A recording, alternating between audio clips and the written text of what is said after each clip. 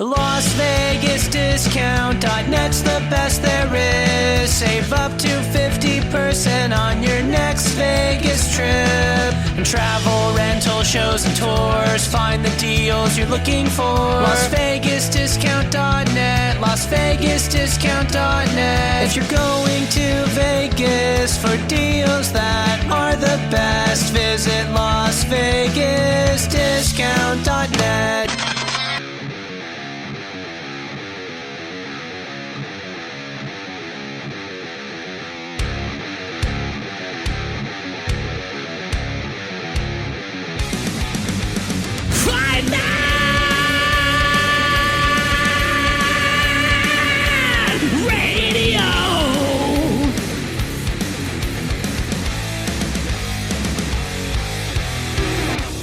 FightNetRadio.com with Andrew and Lee, talking boxing, combat, sports, comedy, football, and everything kick-ass. All on FightNetRadio.com. Fight Net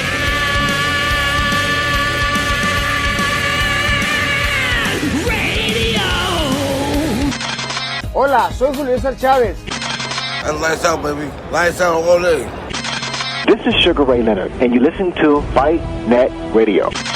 I mean, this is ridiculous. It's a radio show. It ain't a one-hour television spectacular.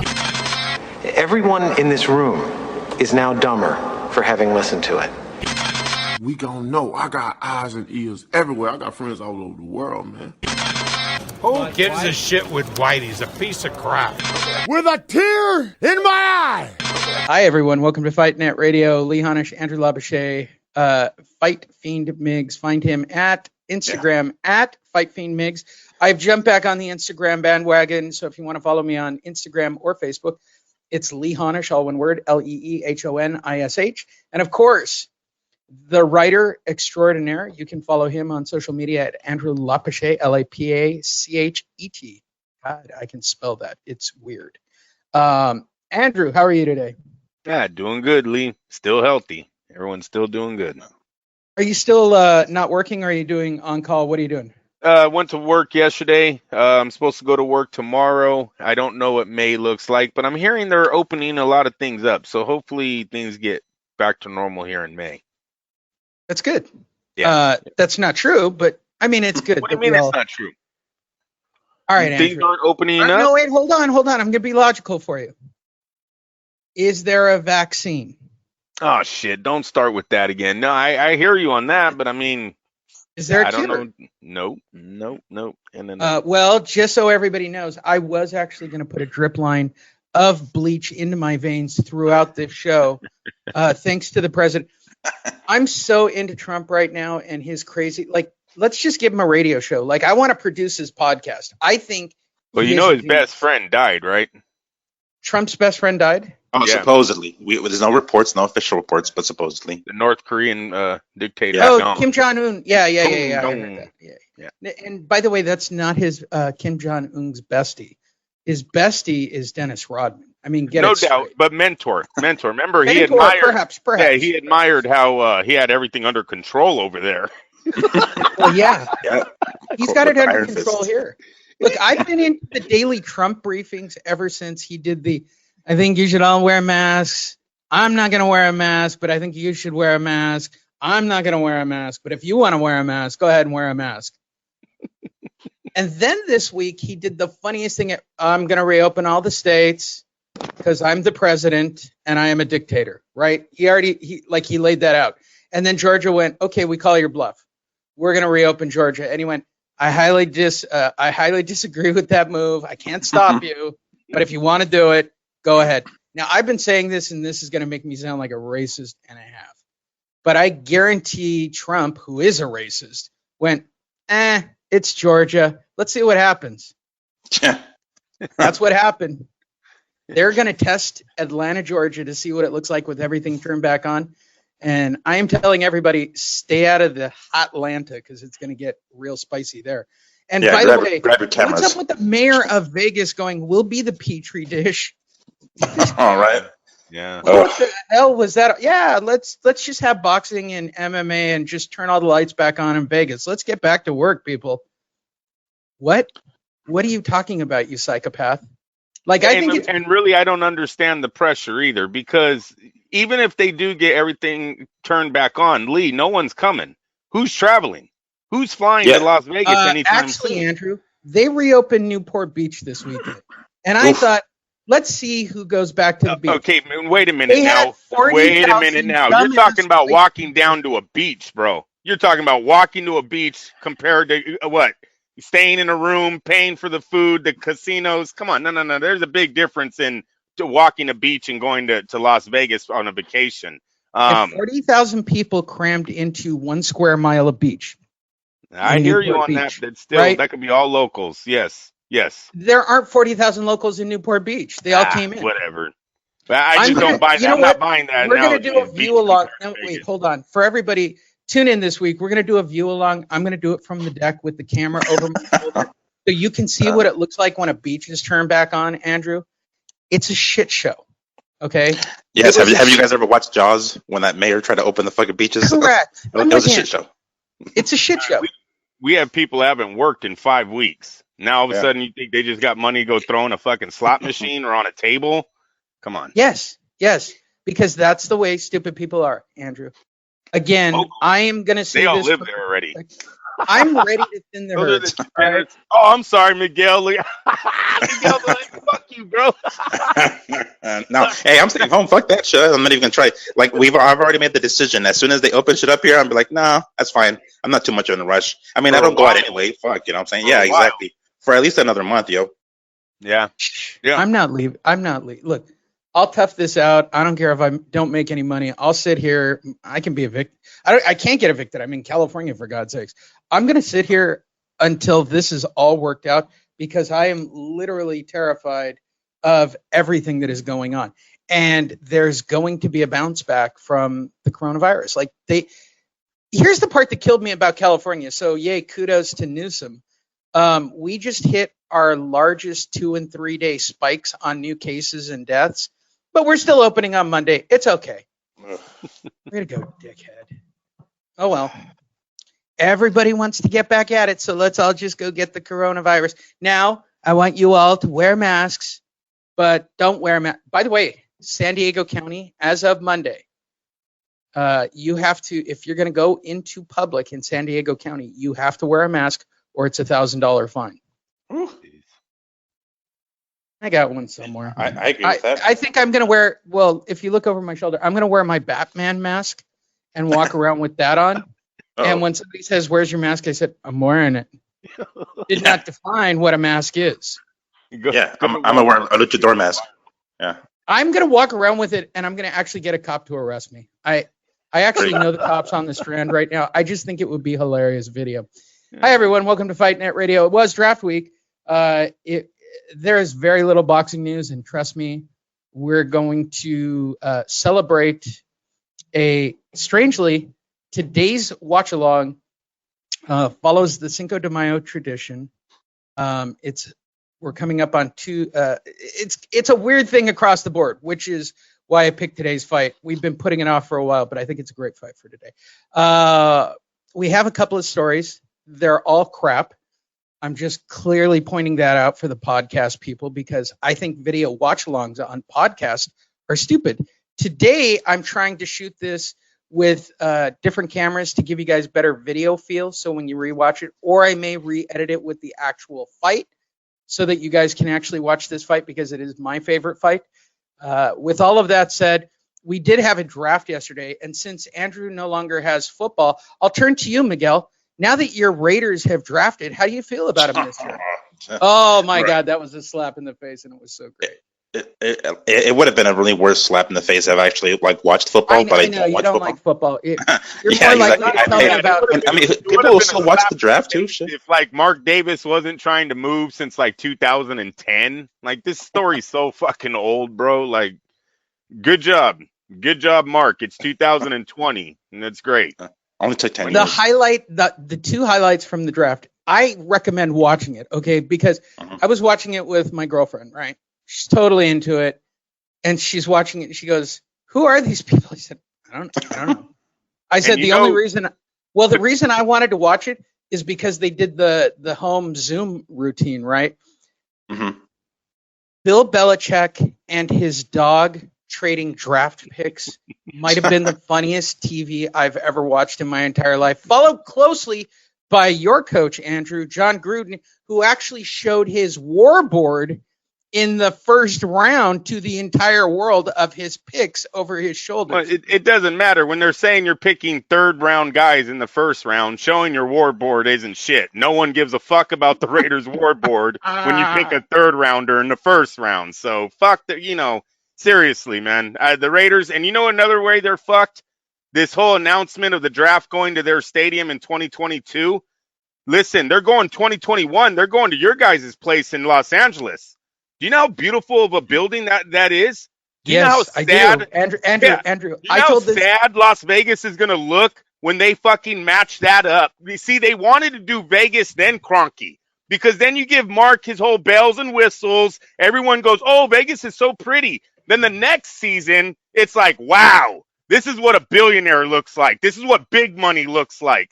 The Raiders are fucked. They're coming in after Kroenke. They're going to be a joke. Their stadium will be one of the worst in the league. Jerry Jones is better. Atlanta's better. Los Angeles is better. They're going to be a joke, and they're a fucking $2 billion stadium. Well, yes. LA is better, Andrew. And no shit. That's a $5 billion stadium. Oh, it's dude, I'm going to buy Chargers season seats, right? I'm going to wait till they're desperate in a couple of weeks, and I'm going to drop for my Chargers seats because they're probably going to lose the season. Right? They're going to lose the season. If anybody thinks there's going to be in-stadium football this year, you guys are all high, okay? Maybe you'll get a Super Bowl. Maybe. No, it's going to it actually helps the NFL out. Kroenke's not ready, and the Raiders aren't ready. Now this gives their two stadium projects an excuse to get an extra year with no one getting. All they have to do is go play football out on the floor. That's all you got to do. And I'm all for it. All right, just go play football. I'm cool with it. And then the prices will go down on that new stadium, which is what I'm. Well, I don't even know if they're playing though. No, I want a license. No, they might suspend the season, Lee. I don't know, bro. Lee, you can't. We have players.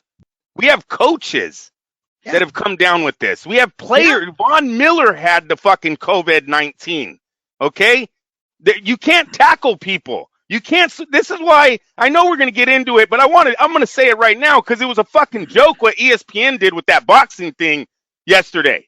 I didn't watch it. It's in here, by the way. It's in here. Yeah. Why the fuck are they wearing rubber gloves and masks for the weigh-ins when they're about to trade blood and sweat in the goddamn ring? Yeah. Yeah. Well, that's a really good segue, Andrew. Fine job. Let's get right into it. ESPN Deportes, or as I like to now refer to it, COVID cockfighting. That's seriously what this is. It's the CCF. It's like COVID cockfighting. We're literally so hard up right now. And by the way, when I read it, I'm like, oh, I missed out on seeing Fonseca fight. And then I read the quotes. It's Freddie Fonseca. Who the fuck is Freddie Fonseca? Like, they put this in the title because you're like, wow, Fonseca's got some balls. He actually fought during this? Yeah. Apparently, I would be wrong. It would be a different Fonseca. No relationship to the other Fonseca. So, first of all, I already know this. Miguel, you watch this because you're a psychopath. Oh, my God. How did it look? I know you watched it. I know you did. Actually, news break. I didn't watch it actually because, I totally forgot about. I actually DVR'd it and I haven't got around to actually watching it because I was like, I don't know who the fuck the dudes are, and I'm like, all right, well, I guess I'll DVR it and watch it later. And then I remembered that they aren't gonna have any fucking fans in the crowd. I'm like, all right, this is. I mean, no, they sat every other seat. If you read the article, really? They sat every other seat. Hell, fucking no. All right, every other seat. You know what? For those of you that desperate for boxing, they managed to find fighters who literally don't give a shit about their lives. Their grandparents' lives, their old CEOs. Rosendo Buffalo Alvarez hasn't laced up a pair of gloves in 8 years. There's the first sentence of the article, and that should tell you all you need to know about that fight last night. I wonder if any media was in attendance. Holy shit, where'd they find him at? Wait, hold on. How funny if Dan Raphael was actually there. He was homeless. I'm going to go down and cover the fight. Rosendo Alvarez is homeless, and that's why he took the fight. Yeah. Mm-hmm. You need to go look that up, you guys. I ain't lying. 8 years. He hasn't fought in 8 years, and he picked COVID-19 Saturday to do it. The fuck? Listen, Andrew, he's a former 2-division champion, now a promoter in his native Nicaragua. Led the charge in presenting the first televised boxing event in 6 weeks with ESPN Deportes. And shame on you, Disney. Wait, let's call it what it is. Yo, Disney, really? I mean, I'm sure you don't think that ESPN... Oh, he was the promoter. Oh, you got to read. Yeah, no, he's the promoter. So wait, hold on. First of all, ESPN Deportes, all right, which is for those of you, let's say in Australia, Aussie, oi, just so I can get a few comments out of Sam. By the way, I've learned what that means, and that means white trash. And the fact that Sam actually knew about it, Sam, I don't want to break it to you, makes you white trash for knowing Aussie. All right. ESPN Deportes is the Spanish version and home of Julio César Chávez Jr. He is their color commentary usually. I'm sure he wasn't there that night. I'm going to go out on a limb on this whole thing. But for those of you who don't know, this is Disney. Disney put on a fight during COVID. Awesome. That's the Rosendo Alvarez. Disney. He's the one that actually beat Ricardo Lopez. Ricardo Lopez retired undefeated. Didn't he have one draw? I think this is one draw. Yeah, it was a draw. Yeah, towards the end of his career. But yeah. Lopez probably lost that fight. That was a Don King gift there. So yeah, Rosendo Alvarez, the promoter. My bad. In the main event of the evening, shout out to Sam Navajero again. Wait, let me do it like Sam a little bit better, Andrew. In the main event of the evening, there you go, Sam. Shout out to Sam. Robin Zamora squares off against Ramiro Blanco in a rematch of their bout in this very venue last October. Zamora won by second round KO in what serves as the most recent contest for both boxers. Great. Fans in attendance are separated by every other seat with essential personnel required to wear protective masks. By the way, the hot stripper in the Ducati outfit not wearing protective outfits. Just saying. And by the way, that changed, Lee. That changed during the fight. For some reason, we needed ring card girls, but they needed masks too. Why? Why do we need them then? Yeah. I thought they're right. Like their face is what's selling the product, right? They have them covered up after the Me Too. It's not like you see her outfit. It's not like she's going bikini here. I actually saw at a couple of points they were spraying the fighters with disinfectant. Like there's crazy stories coming out of this fight. Like they were spraying them with disinfectant on the way to the ring. Like there's crazy stuff to this fight. Oh, dude, Miguel just sent a text earlier. They were spraying a guy with a weed killer sprayer 6 feet away. Right. It was like they're fumigating the fighters. What the fuck? Why not? Sure, why not? Lysol and bleach mixed with water. This fight was so amazing. The undercard featured Fonseca. No, not that Fonseca. Freddie Fonseca picked up the family's first win since last summer. Oh, he is related to the other Fonseca. Hilarious. What's his name? What's the other one? Freddie Fonseca, and then what's the other Fonseca, Miguel? Shit. Javier. I'm going to say Javier. That's going to be my guess. Yeah. I'm sure. It came relatively passionate as the welterweight southpaw stopped the overmatched Alain Aguilar. They call him the PBC Fonseca. Didn't he fought? He fought for PBC all the time. Neither one of the it's Francisco. There you go. Oh, okay.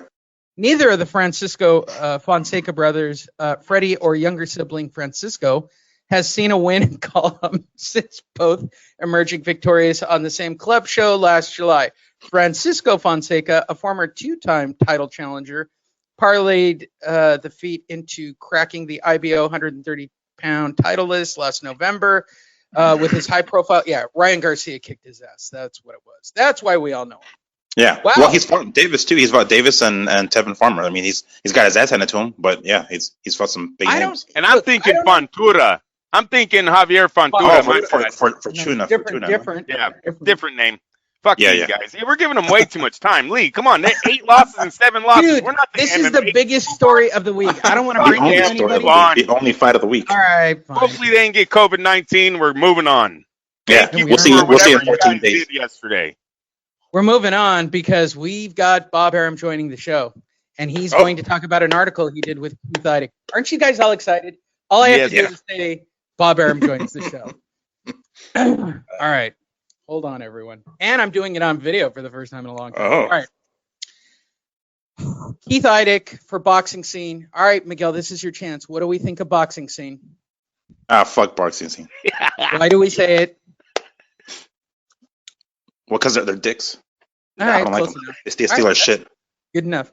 By the way, Keith Idec's not a bad dude, and he occasionally writes correctly. All right, here we go. For Al Heyman. Wait. Well, yeah, of course. All right, hold on. Let me stretch. I feel like I should stretch before I do this. Make sure this. Hello, am I on the line? Okay. That was good. Yeah, I'm sure. I'm ready. You guys ready? I know this is your whole week right here. And by the way, I have a Chavez Jr. story next, Andrew. I don't want to get you too excited. All right. There was a time. By the way, story by Keith Idec. It's page 1. Came out April 25th. Credit to Boxing Scene and shout out to Keith Idec, who I know I give a ton of shit to. Good for him for cashing out. All right. There was a time when Bob Arum was sure we'd never see Manny Pacquiao versus Terrence Crawford. Freddie Roach, Pacquiao's trainer, didn't like the fight for the Filipino icon when Arum's company Top Rank represented Pacquiao. Even Arum himself didn't think Pacquiao would have a chance to defeat Crawford because Crawford was too good and too young.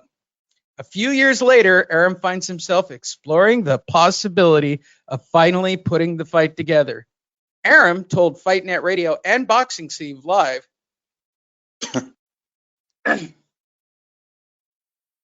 these are tentative talks. You know, like when I was representing Jack Johnson back in, I don't know, whatever, right?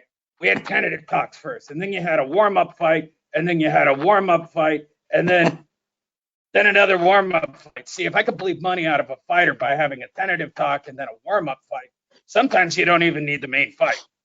To make it happen, we'd have to do it outside the United States. Know what I mean? There's like this the COVID thing, you know? I've been looking at the memes online about the COVID corona, okay? And to be perfectly honest, it's really confusing to me, okay? Apparently, somebody ate a fucking bat somewhere. I don't know where. Someone ate a bat. And then they weaponized that person and turned him into a time bomb and put him in Las Vegas. And I got to be perfectly honest, I'm a little confused why all the lights are off in Vegas. I am. I just am. I am. I can't get a bowl of soup anywhere on the strip. So we're going to do it in the Philippines where they don't give a fuck about human beings. And we have to make it work with a big site fee. You know what I mean? Like, I'm going to get Manny in the country to, like, give me, I don't know, $1 billion. I don't know. Who cares?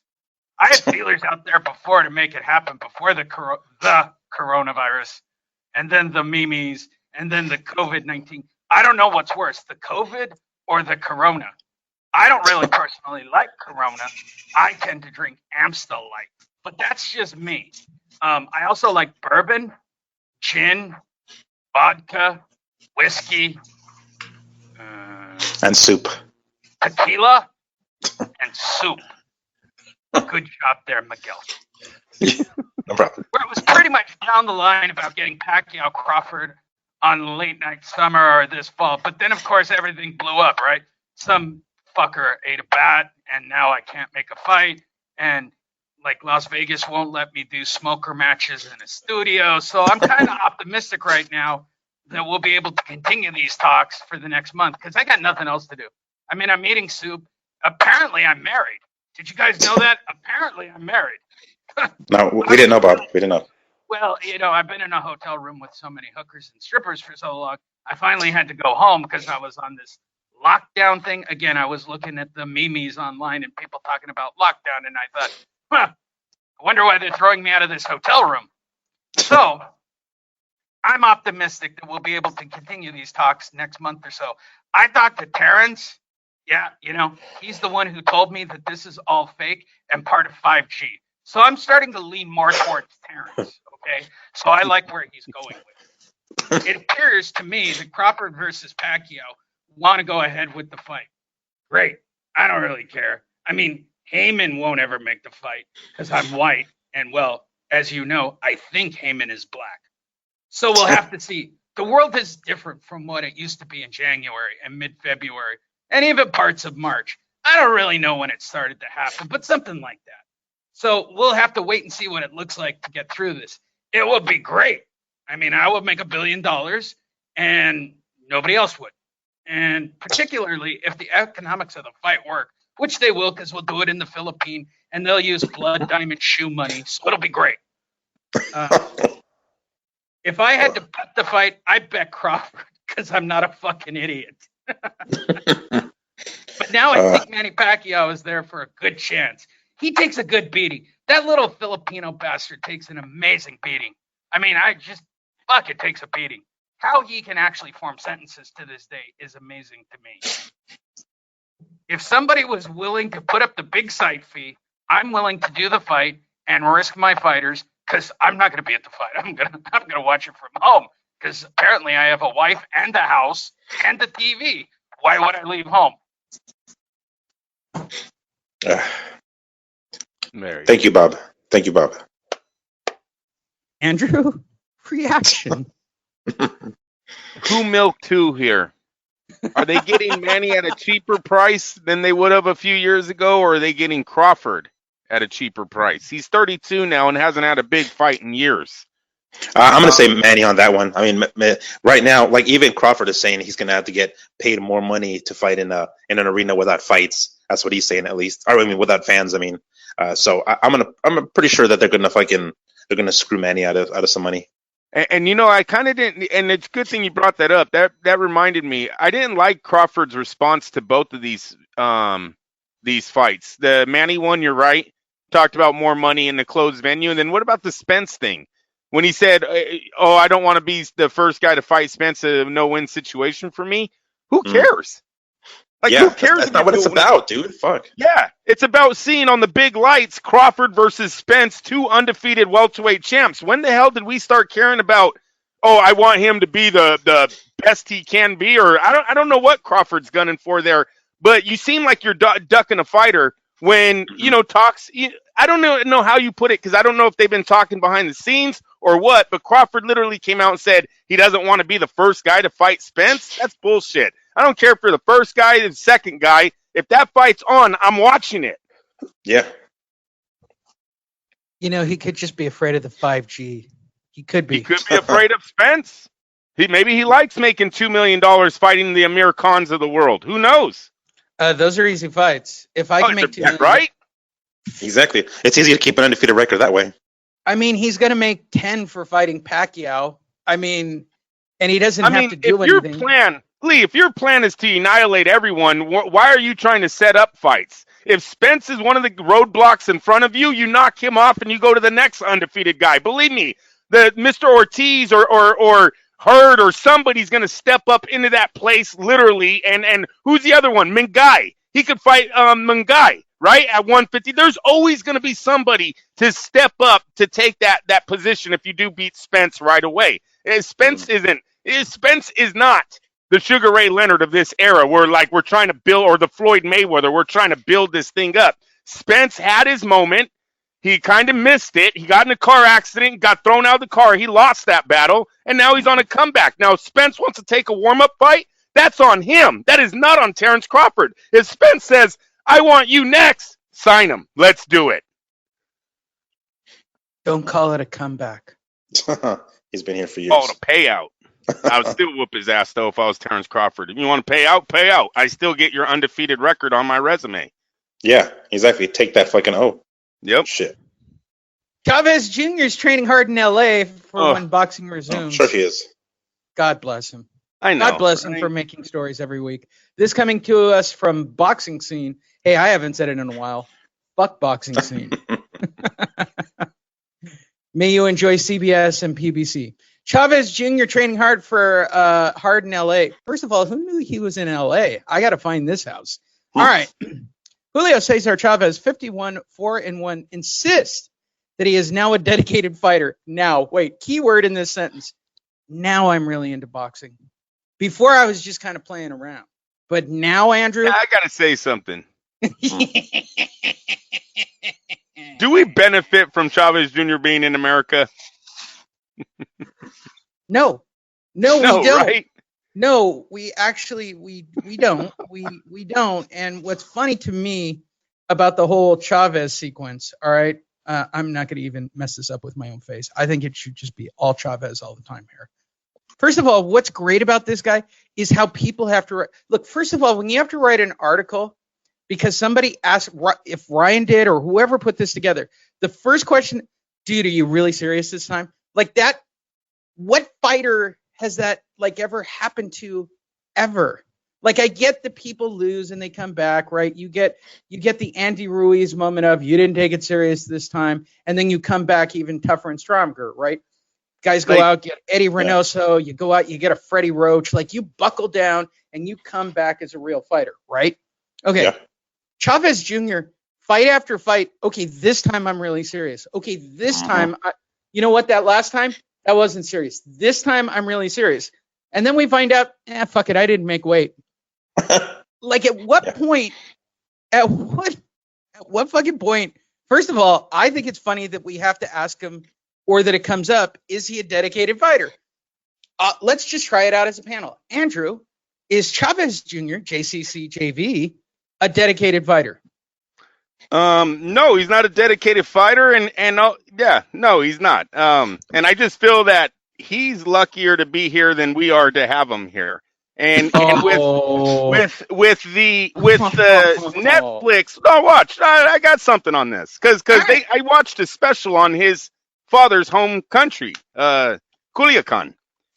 You know, Netflix has a shitload of videos of cartel hitmen, cartel stories, drug lord this, drug lord that, from Colombia all the way to Mexico, right? Every cartel story they can get, it seems like they're putting on Netflix, and we've been binging, right? We've been watching a few of them. You know what I seem to find out in every fucking story?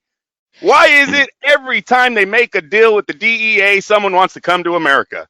Lee, why don't they ever say, put me in France or put me in fucking Sweden or put me in, somewhere else? Every story is put me in America. I'm going to let Hey, wait a minute. They even have this one recording where they got this guy, he's listening to his wife who just got transported to America, and she calls him, she's like, oh, it's so beautiful here, please give him more information so you can come. God. Wait, by the way, here's the little known fact about generally drug dealers and Julio Cesar Chavez Jr. They're stupid. That's because they've never been to Turks and Caicos. They've never been to the Virgin Islands. They don't even know that part of the planet actually exists. Dude, they were in Culiacan. They show torsos on the street, okay, with bags of their body parts next to them. You know, we don't have that here. Yes, there's shootings. Yes, you might go to Stockton, California, and there might be a shooting or whatnot, right? But I have never woke up, walked down to my liquor store and said, oh, there's a torso in the street. Wonder who fucked up. Oh, look, there's his head rolling out of the bag. That's who it is. His head, literally, you guys got to go watch it. It's on Netflix. It's on Culiacan. His head rolls out of the bag. I ain't sure you caught like. What's the show, Andrew? Hey, I forget. There's so many of them. But look, it's about Culiacan. It's about Chavez Sr.'s hometown. He fucking literally stops it like a soccer ball. Where you going? Cool. Hey, I'm just saying, man. These Netflix shows. Man, I don't know if we're lucky at having Chavez or Chavez is lucky to have us. Hey, come on now. Everybody wants to come here. Swear to God, it's the number one fucking deal in the world is get my family to America. I'll say whatever you want. All right, continue. My bad. Chavez Jr. had this to say. I'm using the lockdown to stay focused and stay in shape. Okay, let me translate this first sentence for everybody. I'm using the lockdown to stay focused and stay in shape. Fuck, I can't go out. I came up here to LA because the club scene was better, right? The drugs are better. It's safer. My family won't get shot in the head while I'm out partying in the club. And then I come up here and guess what? I'm trapped. That's the translation of line one. Mm-hmm. Line two, I have a room in my house that I converted to training. I want to picture. He always did that. Hold on. I want to picture that Okay, but you know what your smallest bedroom looks like in your house, right, Andrew? Hey, Lee. That's what I picture for him. Like the smallest bedroom in the house, right? And he put in like a corner of a ring and like a speed bag and kind of a mid-size heavy bag and then a little area with a yoga mat. And like in his mind, I'm training every day. I'm staying in shape in LA. That's what I want to. If you watch Chavez when he grew up on 24/7, he basically trained out of a house, anyways, right? Yeah, pretty much. Based on his own videos, it was like hitting the pads in his labor room and shit. Yeah. Based on his own videos, he trains in a garage, like we all did growing up, right? Yeah, he's no different. I mean, don't get me wrong. What I am doing is I am dedicating 5 hours a day to my boxing training. Okay, first of all, why would this be a big deal at all? Like, pretty much, I know this because I've trained for big events. Morning training is about an hour and a half to 2 hours with sparring. And then your afternoon session is usually an hour and a half, 2 hours with sparring. So you're going about 3 and 3. He's actually training less now than he would be training for an actual 5 fight. hours ain't shit. He's not even putting an 8-hour day in, and this is his fucking job. You think you'd be putting in... Yeah, like someone clocking in for work to stay dedicated to your body. He said this with a straight face. I'm training 5 hours. Yeah. Bro, that's... Normal people train that. Yeah. Like people who want to be in pretty good shape, really good shape. By the way, if you're not in really good shape and you're like Dan Rayfield, dude, an hour on the treadmill. That's all I'm saying. It'll change your life. But when you're like training like you're a CrossFit person or like me, a jiu-jitsu guy. Amateur training is 5 hours a day. Amateur training is easily, no doubt, dude. Mm-hmm. It's morning, it's evening, and sparring. And you're lucky if it's 5 hours. And then if you have a psychotic coach, Jesus Christ, you're doing cardio on top of all that at the end of it. Yep. 2.5 hour session. That ain't shit, man. Doing one in the morning, one in the night. He's doing 5 hours a day, Andrew. He's serious this time. I have more time to spend with my daughters, and the rest of the time. Okay, so wait, hold on. This is already funny. I have more time to spend with my daughters, and the rest of the time I am doing training. Okay, 24 minus 5 is 19, right?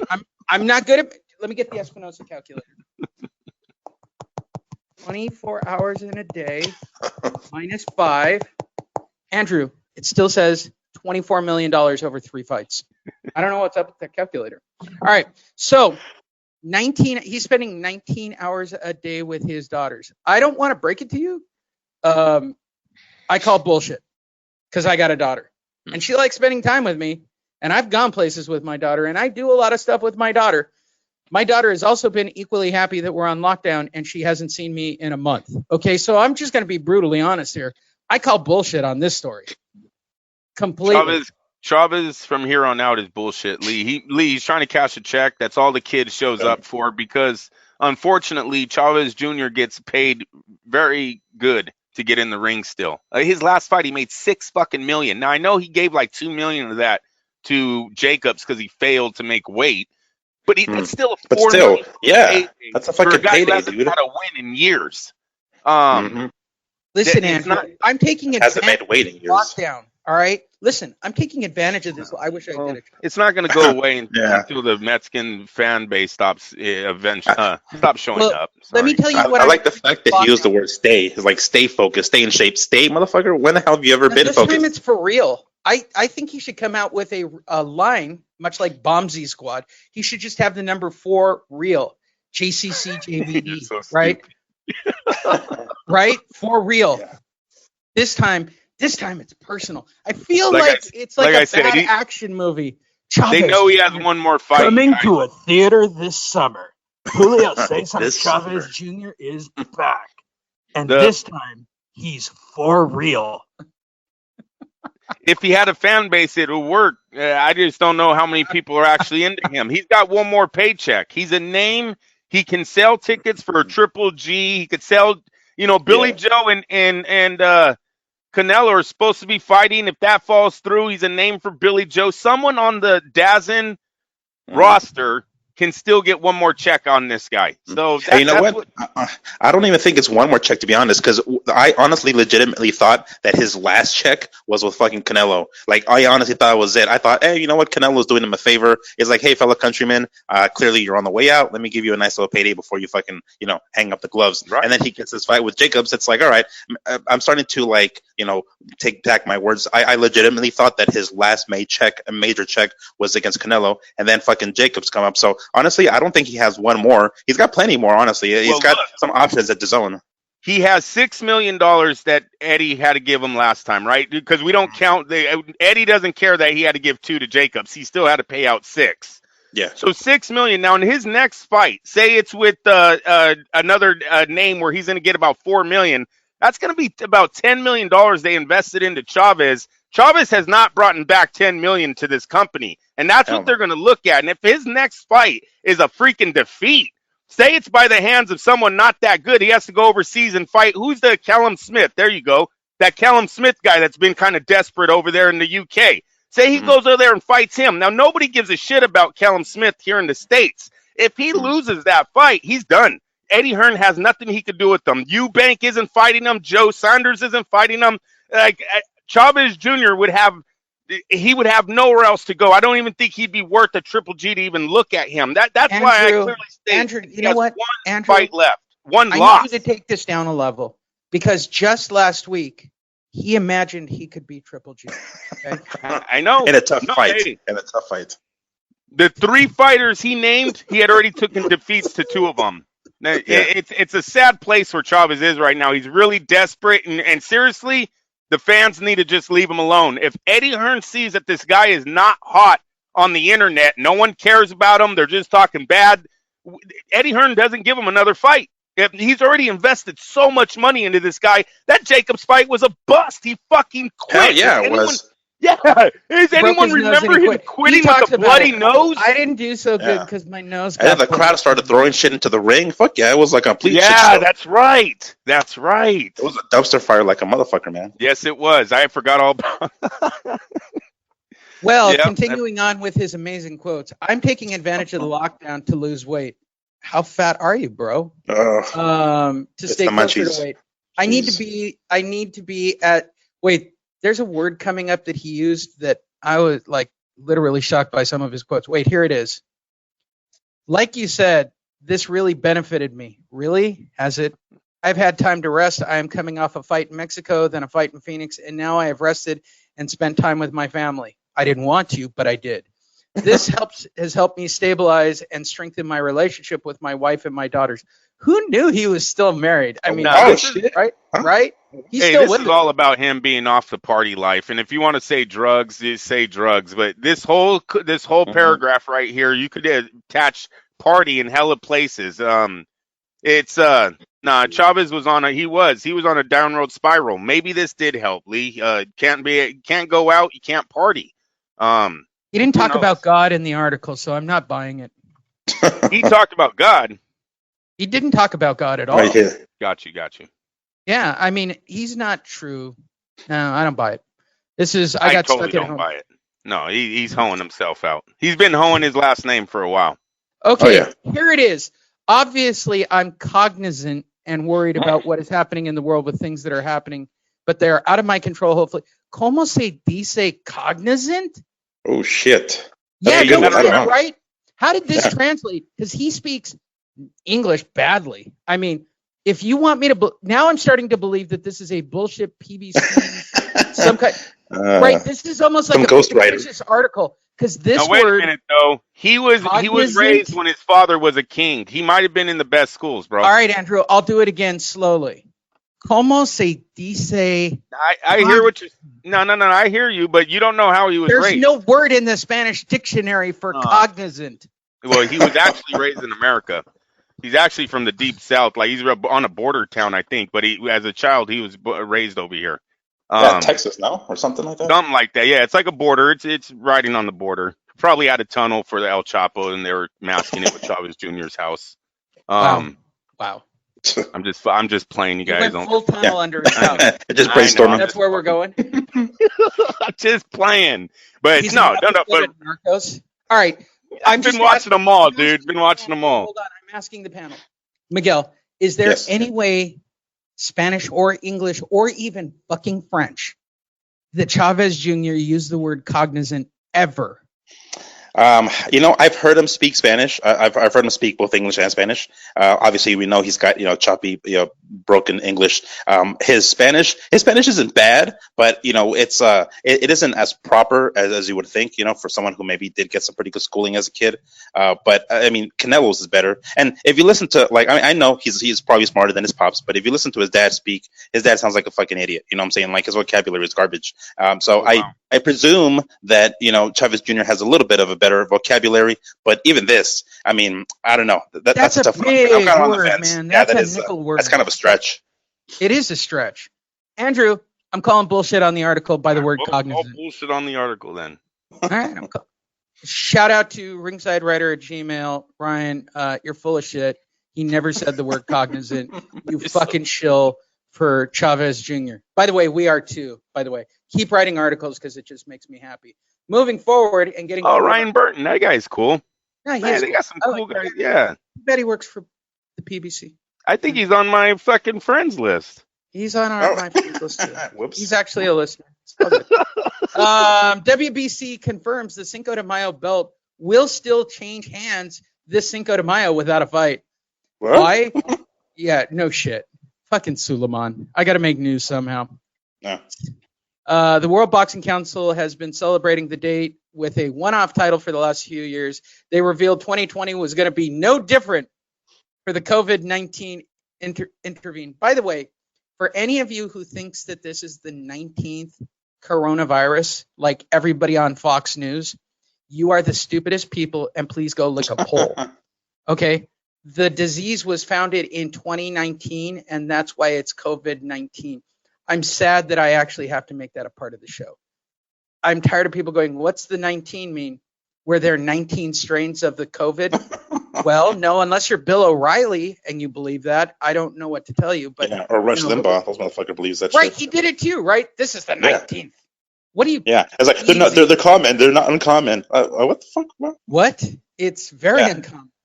It's a weird ass fucking disease.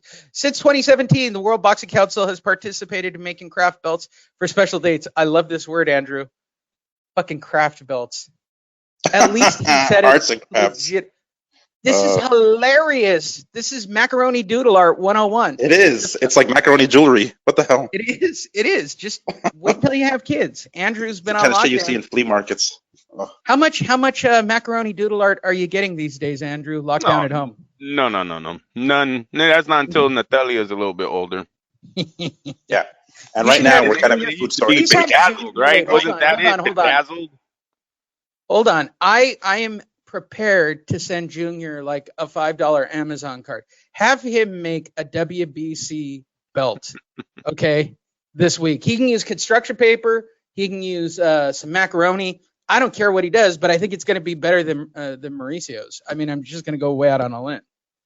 The belts were named Adolfo Lopez Metos in honor of former president of Mexico. They have, I'm sure I butchered that. Please, sorry, Spanish speakers. This year is the turn of, are you shitting me? You want to try this one, Miguel? Hold on. Let me see here. Masagua Tommy. Oh shit, I don't know what the fuck that is, Yum. Belt. Which, although due to the global pandemic, will not be delivered to the winner of the fight. It's a pretend belt. Yes.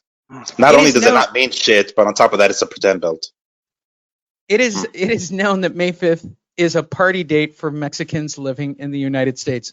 Yeah, like March 14th is for white people, but who am I? By the way, why do we celebrate St. Patrick's Day? Just so white people have a holiday? Is that really what it is? I'm trying to work that out the other day.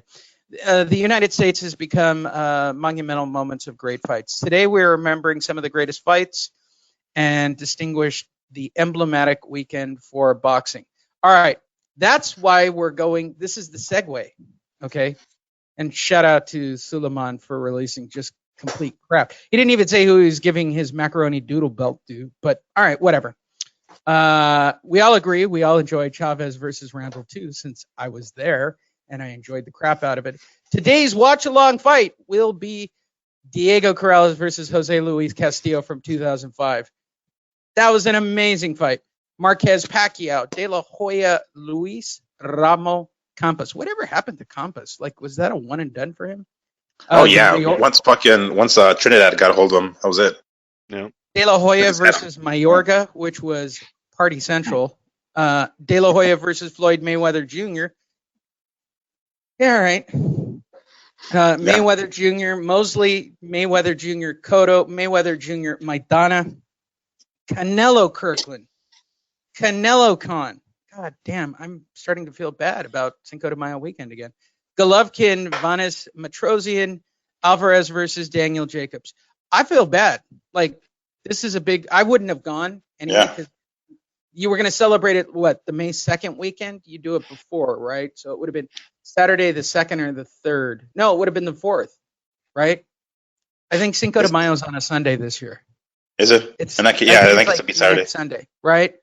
No, I was going to go see the Counting Crows. You were always going to the fight. I was going to go see the Yeah. Oh, yeah. 100%. Yeah. Yeah, no, that was always happening that way. Andrew, what is your favorite Cinco de Mayo fight? There's a lot of them on there that are pretty good. I like that De La Hoya Mayweather. That was a good weekend. That was a good weekend. Yeah, it was. I agree. That was a good weekend. And there you go. All right. So as not to stretch this day out any longer, we've only given you about 45 to 50 minutes of content. Andrew feels that these shows are too short. I will say this too. I never said that at all. Yeah, I want to make the show 15 minutes, but Andrew goes, no, the fans won't like that. We have to make the shows boxing longer. Sucks. I don't even see the chat rooms getting movement, to be honest. No, they're not. Actually, I know this by our own stuff all on Facebook. Sports is down, man. Yes. I'm telling you, the only thing when sports the number one viewership in America is the NFL draft, something is really wrong with sports. Nobody watches the draft. That's why they do a big show. That's what I'm thinking. I was like, what the hell? Everybody talking about the draft. I'm like, really? Like, is this the only circumstances where you guys would actually watch it is when there aren't any other sports? What are you guys talking about? The draft is a pretty big thing every year. No. That's the draft. No, I've heard so much hate on like that, they dude. had I've heard Super all that Bowl hate on numbers. that. Andrew, they had Super Bowl numbers. Like it was the number understandably, one thing on that's like television. all right. Well, that I can understand why that happened, but the draft is pretty big. The guys that follow fantasy sports, the draft's pretty big on your getting that bench player that no one knows about, right?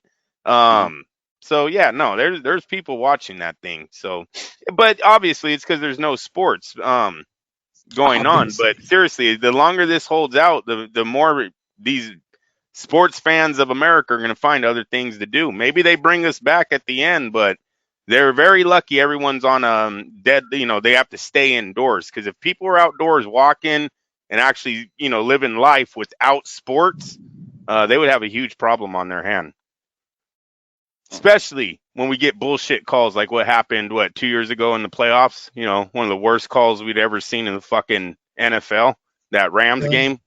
Really? Yeah, come on, Lee. Seriously, Lee, are you really going to act like that was a nothing call? Worse than the Raiders. If that was boxing, bro, you would have had the FBI involved. Seriously, you would have had Bob Arum saying, I want the FBI to raid fucking Golden Boy. The call went my way. I got no issue with it. What do you mean? Against the Saints. Yeah. You're right. I got no issue with it. I think it's the greatest non-call ever. That was weak. Yeah, well, here's the thing. That's what football is. Everyone needs to know. Hold on. If it were the Raiders versus Kansas City in the same situation, and some jack-off second-string guy made a clear, clean hit before the dude hit the ball, and the Raiders moved on to the Super Bowl, you'd be going, it was clean. No, but it's not clean. But it's not clean. So whatever. And that's a bullshit statement too, because like I said, if this sport wasn't for free, people would be fucking livid. The fact that football's free is why we go back the next year. But if you had to pay to watch that on pay-per-view and that's how that game ended, fuck no. There would be a fucking protest on that shit because it was wrong. And sometimes they're just wrong. You got to call it for what it is. The fucking player said, I knew I got burnt. I'd rather get a fucking flag than a touchdown. The player that got the play said that. So come on. All right, let's give it a whirl. I'm going to try this. Let's see. Hi, everybody. Welcome to Fight Net Radio. Welcome to your watch along. For those of you listening on the podcast, this is your opportunity to jump off the podcast, go over to fightnetradio.com, click on the Facebook link, and watch our watch along. We're doing a Cinco de Mayo early thing. We'll probably do another Cinco de Mayo fight next week because there are so many good ones. We're going to have Junior prepare a WBC paper mache belt during the week, which, by the way, I'm sure Junior won't do and think it dumb, which is how dumb the Cinco de Mayo paper mache crap, as Sulaiman referred to it in our previous article, the craft belt. I'm joined by Fight Fiend Migs. Follow him on Instagram at Fight Fiend Migs, Miguel Barragan. Andrew Lapache, you can follow him at Facebook at Andrew Lapache. My name's Lee Honish. I am the producer of Perfect Blue Studios and the creator of this damn ship known as Fight Net Radio. You can follow me on both Instagram, Facebook, Twitter. I'm on all of them. Lee Honish, all one word. Feel free to follow me. Learn to hate me because I show pretty pictures of where I live. I'm a dick. Next week's watch along, I'm actually going to go watch from the beach just to be a jerk. With that said, we're doing a watch along right here, and we want you all to enjoy it. It is my personal favorite fight of all time. We have had arguments about this fight. It's controversial. It covers all the bases. It's controversial. Richard Steele refers to it as the best fight he's ever been a part of. For those of you who don't know, Diego Corrales never wins another fight after this fight, and then 2 years later, on the anniversary of this fight, dies in a motorcycle accident. Like, there's so many things that change and happen from this fight. It's almost shocking. Like, this literally ended two fighters' careers. I mean, Castillo has a little bit more after this, Andrew, but Corrales was done after this fight. Like, this fight fucked him up. First to you, before we watch it again, I'll start with you, Andrew. What's your memory of this fight? Yeah, it was one of the best fights that I'd ever seen. I don't like the ending. I'll tell you that. I think it was totally unfair what happened, but it's still one of the best fights. Miguel Barragan. Corrales won. Yeah. I think one of the things that pops in my mind, and the first thing that comes to mind, is how close they were to one another. Like they were fighting in close. You know, it was like shoulder to shoulder, and there were so few clinches. Like I don't remember the referee ever having to come in there and separate them. At least not much. It's crazy that these guys. It's almost like an unsaid, agreement. Like, all right, we're just gonna stand and bang and fucking throw down, and we're not gonna clinch. So we're not gonna run. On top of that, they basically just stood in front of them. You can put a fucking piece of paper between them barely, but that's one thing that stuck in my mind. It's like how few clinches there were in this fight, considering how close and they were with one another. Spoiler alert: we're not scoring this fight because we all know the outcome of the fight. It doesn't really matter how it's scored. Exactly. So I actually did my homework on this. Kevin Ioli wrote an article about this on April 10th of this year, calling it one of his favorite fights. But he tracked down Diego's ex-wife, and he tracked down Goosen. Apparently, Diego was so messed up after the fight, he said it literally looked like tomato juice. They asked him to pee into a bottle. He said it looked like tomato juice. It was never the same. And his ex actually said literally months after the fight, he couldn't sit down in the backyard. He was always in pain. Going into the fight, both men had the same plan according to – we all knew that Castillo was going to go to the body, but according to Goosen, he goes, we're just going to match it and go to the body as well. We're just going to stand there and we're going to trade and see who's tougher. You're going to go against fucking Chavez as a sparring partner to the body. Jesus. And basically, both of them said, we're prepared to die in this fight. Like, this was a very serious fight, build-up wise. Yeah. I had no idea that it was going to be this insane. And it was a unification fight, too, right? The unified titles, too. That was to prove who was the number one lightweight. Correct. WBC, WBO unification bout. And we start right up. Like, Andrew, this fight is just wacky from the get-go. There's no game plan. It's just, let's hit. Mm-hmm. Did I lose Andrew already? No, you're here. No, two power punchers. What you got to expect. Castillo's a face-first fighter. Now, you got to remember he's been stopped 4 times on cuts. Diego's a power puncher. They could have been going for that. Let's just trade with them. We're going to open them up and get a stoppage. His 5th TKO on cuts. So there's a reason why Diego is in the inside. Remember, he just knocked out the great Aciliano Fritas, I believe, before this fight, correct? Isn't that how he gets his title in this division? Oh, yeah. Yeah, fuck yeah. And he was getting smoked in that one, too. He had to come back from that one because he was getting smoked. One of the best right hands in lightweight division ever seen when he knocked out Fritas. That was a great punch. That was a great fight. So there's reasons why Diego's standing toe-to-toe with Castillo. I bought that fight on DVD, actually. Showtime actually sold it on their website for a while, so I bought that shit. It's kind of cool. Nice. I was a fan of Freitas, too. They call him Popo. Yeah. I remember Freitas. One of the most famous Brazilian fighters of all time. His wedding was on national television. No shit. Yes. Fun fact there. Yeah. Joining us from heaven early in this fight, Harold Letterman. How you doing, Jim? In this first round, it's very clearly and obvious to me, Oscar De La Hoya is dominating Floyd Mayweather. 213-12. Back to you, Jim. It never gets old. It never gets old. If I could do... Wait. Oh, my God. Beeping in my ears. Are you ready for this one, Miguel? Joining us by phone, Julie Letterman. Oh, my God. This is such an honor. Andrew, what an honor. Julie Letterman. Oh, Clarissa, for fuck's sake. Sorry. If that didn't make you laugh, Andrew, I'm giving up the show. By the way, if you're watching this first round going, what are these guys talking about? I'm in my 20s. I'd rather watch MMA next weekend in a closed gym in Puerto Rico where people are being sprayed down with like it's gonna be in Florida. Whatever. Yeah, Florida people they're white. Okay, dude? White people are dumb. By the way, for you younger crowd who happen on this fight going, I don't know what the best fight, why is this the best fight of all time? This isn't the fight. This is the warm-up. Yeah. What you're seeing at the end of this round is what the fight looks like. Yeah, these are the feeling out rounds, quote unquote. Okay, so the first, as I recall, tell me if I'm wrong, Andrew. First knockdown is the next round, correct? Ooh, I don't. No. The knockdowns don't happen until the end. Till late that last fight. Yeah. Yeah, like literally the last round, if I'm not mistaken. Oh, Goosen. Literally, like in a sports shirt, like he's going to the club after the fight. Like he is the most non-corner coach of all. Look at his shirt.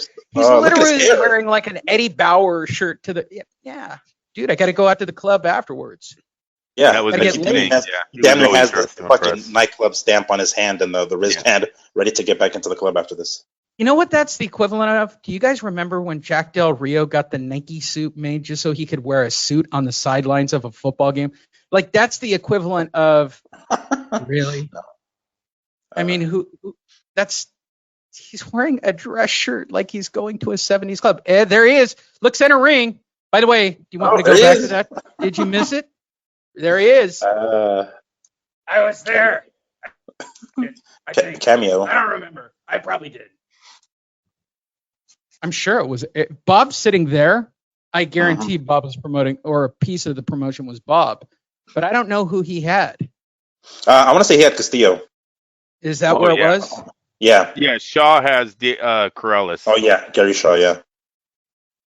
So it's a Gary Shaw Goosen combo. I'm surprised he wasn't Goosen Tudor. That might have even been the beginning of Goosen Tudor, Andrew. Goosen Tudor Promotions was going pretty hot for a while. Didn't they have who's the fat guy that lost to Roy Jones? The fat guy, Ruiz? No. The other Ruiz? Huh? He lost to Roy Jones. James Oh. Toney. That was their biggest fighter. That was their anchor for Goosen Tudor. Yeah. Tony, they had Tony, most likely the other Areola, right? He was under. Right. I mean, for a while before his brother died, like they were moving along, and then his brother died, and one Goosen wanted to promote, one Goosen wanted to train, and that's just kind of the way it went. Yeah. It's really devastating. Right now, you don't know who's winning this fight. This is just you just know it's not going to go 12. Second round, you could already see this is not going 12. Yeah, oof. And you know what would have been amazing is what would they? I wonder what the scorecards were going into the 11th round. Please hold. Oh yeah. I will let you know. Yeah. I'm sure those exist online. I can do that while we watch this fight. Damn, look at this. Like, no clinches, just fucking throwing down. It's like the drill. We do this shit sometimes in the gym with these drills. It's just like shoulder to shoulder. Corrales and Castillo both are doing the same thing. When they're throwing those, they're going to the body, but when they go to the head, they're both finishing with the elbow. Like, there's no shame in what these two are doing to each other. Like, their elbows are way up. They're going to catch you with something every time they come around. You know, they got those videos online of most of the time it seems like it's kids out of the country. They got their 1 foot in the tire, right? And they're just throwing down with their opponent. No one leaves the tire. That's what this type I think that was a Rocky movie. I don't think that's real, but no, there's videos. There's a lot of trainers doing that to kids nowadays. Teaching them how to fight on the inside. I like inside fighting. I mean, it's not part of my boxing game because my arms are too long. I don't get it because all I can do is get hurt. Is that Chavez Sr.? It is, and Junior, as a matter of fact. I think Junior is next one too. Holy crap! See, they're in the blue hoodie or the blue sweater. Yeah. Oh shit! Wow, he just got stunned. Ooh, that was literally nice. a hoodoo in this fight. This is ridiculous. Everybody wanted to see this fight. And they're wearing Reyes too, which is like a puncher's fucking glove. So taking those shots inside, oh fuck. Wow. All right, let's see if I can find these scorecards. Castillo Corrales scorecards, I guess under images. Yeah, No, I go under images. Yeah, it's not there. It's almost like these don't exist. Great poster for the fight. Oh wait, there we go.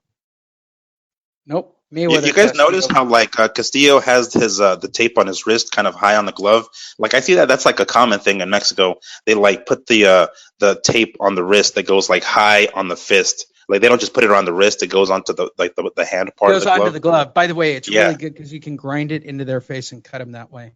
I'm sorry, did I say that out loud again? Ooh. I forgot how brutal this fight was. When I was reading up on the fight, I was actually pretty shocked at how jacked up they were after the fight and how Diego basically never mentally recovered from this, even though he got the win. Yeah, well, he got the win on accident. He really gets stopped in this fight, but I see Jeff Lacey in the crowd. A blast from the past there. Left hook. Let's give him credit. Left hook Lacey. Yeah. Okay. They entered the final round, Andrew. 87, 84, 86, 85, 84, 87 on the scorecards. So it was a 2-1. Well, who's winning? Oh, hold on. Does it say who?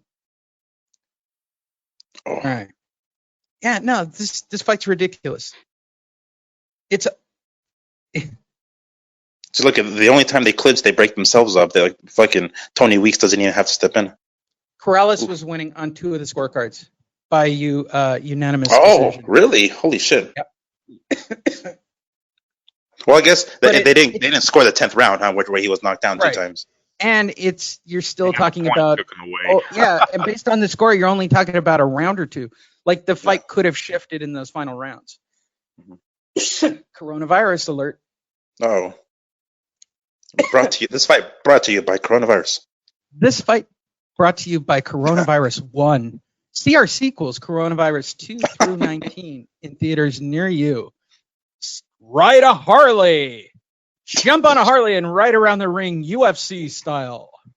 And Slim Jim. Snap into a Slim Jim. Oh, yeah. No, and really, Corrales never wins another fight after this, and he gets annihilated by Castillo in the rematch in 2 rounds. Yeah, but Castillo didn't make weight, right? Like Castillo came in heavy or something like that. Yeah, that can be said, but it's still he was annihilated. Like it wasn't. Yeah, he was. It wasn't even close. Mm-hmm. Yeah. He loses to Casamayor and he loses to Claudio, and that's it. He's done. Yeah, but he had 3 losses in a row, and it was possible this. He had 4 losses in a row. Because I really don't. I know it's a great ending, you guys, but I really don't get past him spitting out the mouthpiece twice. I know it's a great comeback win, but to me, he was done in that moment. I thought that was real bad how Tony Weeks calls the end of this fight. But yeah, definitely this is his last big moment in boxing right here. It's his last hurrah. We watched his last hurrah without even knowing it. Yeah. Yes. Yeah, we did. Look, I can tell you where I was. And by the way, Gary Shaw is sitting next to Bob Arum, so that answers the question of what came first, the chicken or the egg. They're just teeing off on each other. And there's Chavez Jr. standing up and Chavez Sr. in the back. Oh, fuck. Daddy, they were Daddy, best friends, man. Daddy, I want to fight like that. No, son, you will never fight like that because you suck. Did I ever tell you guys a story where I went to one of Chavez Jr.'s first fights? It was here in Vegas. It was on the undercard of an Antonio Margarito top rank card, and he fought fucking who was it? It was Carlos Molina or something, where he got that draw. Me and my homie were watching it. It was only 6 rounds, and he was just giving up rounds, and we're like, "Is Chavez losing this fight? What the fuck?" And then he ends up getting the draw. People start booing like a motherfucker, and then this one guy in front of us starts talking shit. He has a hat. And then Chavez Sr. hears him talking shit, and he's like, "What? Who the fuck said that about my son?" And he starts walking towards us, and we're like, "Oh shit!" Because the guy happened to be in front of us, and then the guy is stops talking, right? He stops talking shit because he doesn't want to get his ass handed to him by Senior. This was in 2005 or some shit, I think it was. And then his homie next to him rats him out. He's like, "Is this guy right here? Is this guy right here with the hat?" And the guy with the hat who was talking shit takes off his hat to hide. We're like, "Oh shit, dude!" It was fucking hilarious. We were about to bounce. Damn, we're about to throw down here, shit. Round number 4, Castillo Corrales. Those of you just tuning in, we've seen a back and forth bout at this point. Harold, how do you have the fight scored so far? Thanks, Jim. Jose Luis Castillo versus Joel Casamayor. After 4 rounds of boxing, I have Castillo winning on all 4 rounds and all the judges' scorecards. And in fact, I'm not even sure what fight I'm watching. Back to you, Jim. And really, Castillo goes on to have a lot more fights than Diego Corrales, but himself never has another big win in his career. He moves on to take defeats from Ricky Hatton, Sebastian Lujan. Anyone don't remember him? That's the young man Antonio Margarito made his ear explode on ESPN. Alfonso Gomez, Jorge Paez Jr., and Ruslan Provatnikov. They all went on to beat Castillo after this fight. I wonder how bad of an ass whooping that was. Yeah. So it just goes to show they both of them. Because remember in that Hatton fight, he gets annihilated with remember I talk about Corrales getting annihilated. The same thing happens to Castillo. One body shot in the Ricky Hatton defeat. Yeah, it was early. You realize we're watching a fight just to get to the 10th round where all the controversy happens, even though these guys are just literally pounding the stuffing out of each other, which is just dumb as all get out. We're joined from ringside, Bob Arum. Hello, gentlemen. Hi, Bob. How are you enjoying the fight? I'm enjoying the fight, Bob. Thank you for putting this together.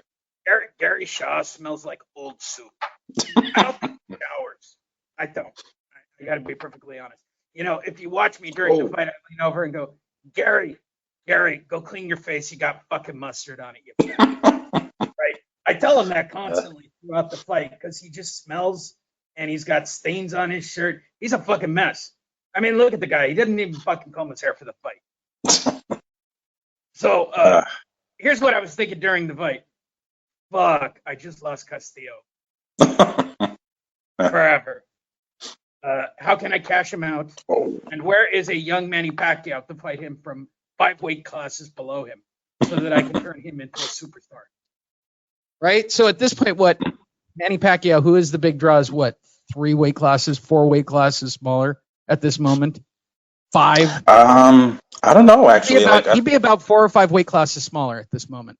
These are what? Nah, wasn't he still like a featherweight or some goddamn ghastly tiny human being? Well, these guys are lightweights, man, 135, so they're not that big anyway, these dudes here. Oh. Yeah, but I always want to say that Manny Pacquiao started out as like a straw weight. Yeah, he did start a hell of light, yeah. And then literally one day divisions. Yeah, right. And then one day he took steroids and everybody said he had a squared off jar and then he became basically a middleweight overnight. I mean, yeah. Manny grew 2 inches and he's now 50 pounds heavier. It was the whole baseball scandal broke that all up. Yeah, we never really confirmed whether or not Pacquiao was a Balco guy or any of that. But boy, the reports of the squared off jaw and first cut. But that's what they went off of. They went off of Floyd Sr. Floyd Sr. was talking. I was there when he started talking about the Balco and how they were getting away with it in baseball, and he could be doing that here, and everyone ran with it. They didn't need a name on the Balco list. We all fucking just ran with the story, and it grew into that. Hold on, what is this square jaw thing you guys are talking about? Oh yeah, they're what the infamous Pacquiao's on steroids moment, where he moves up a full weight class and he comes in looking like a rocked out monster.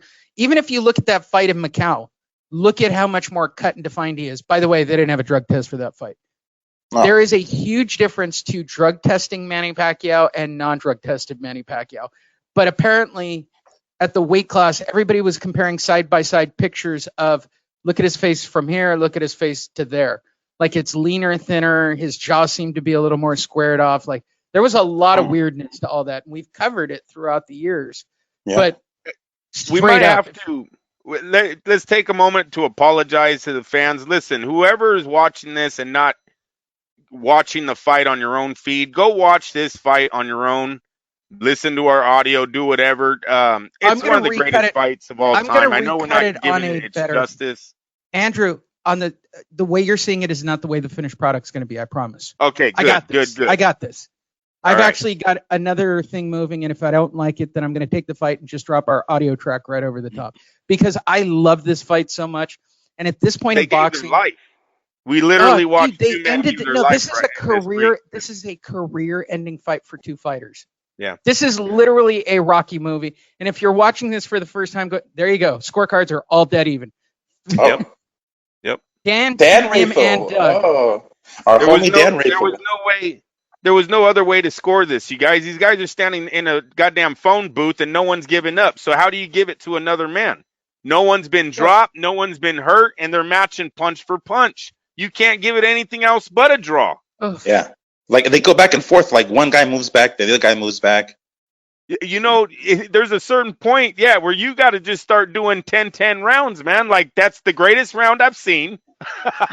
Right? There's a bunch of those. This is Barrera Morales. There's some of those fights that get you stuck in that moment where you see two guys that ordinary people cannot duplicate. And that's what we watched on this night. You got to go 10-10 on a lot of these rounds because there was no give. Both men, like you said, one backed up, he backed the other guy up 2 steps further. So it's a hell of a fight, and people just need to watch. They need to watch Castillo Corrales. If you've never seen it, you got to go back and replay this fight. Yeah, that's why I'm going to do this one a little differently than we've done the others. I didn't realize how choppy the one-shot screens were, and I kind of followed that on purpose because it didn't wind up getting like copyright issues. This one's so old, I'm just going to grab the video and redrop it, but I'm also trying a different way of recording it today. So the finished product of just this fight to put out this week, it deserves respect. Castillo Corrales ended their careers, prepared to die in a ring, both pissing blood, both basically destroyed their bodies for this fight. Yeah. And even Kevin Aielli goes, it wasn't $100 pay-per-view. It should have been, but it wasn't. What champions used to be before all this fucking calculator shit came in. Yeah, this is remind you, the fight before Diego Corrales is fighting a 35-0 Aciliano Freitas. The fight before. This is one fight later. When do we see that nowadays? Yeah. You don't. He's basically taking on the best of the best in the division. This whole triangle with fucking Corrales and Castillo and Casamayor. Yeah, Casamayor, Castillo, Corrales, and Freitas, man. They ran that lightweight division. It's kind of like the Four Kings, but of like the fucking early 2000s. Yep. I got to be honest. In today's boxing, based on the 2 cuts that have already happened here in the fight for both guys, the fight would have already been stopped by most fighters. I mean, a lot of people said that Casamayor Mayweather could have been a dream match. 2 of the most elite boxers of the time if they would have ever got in there. That'd have been sweet. Yep.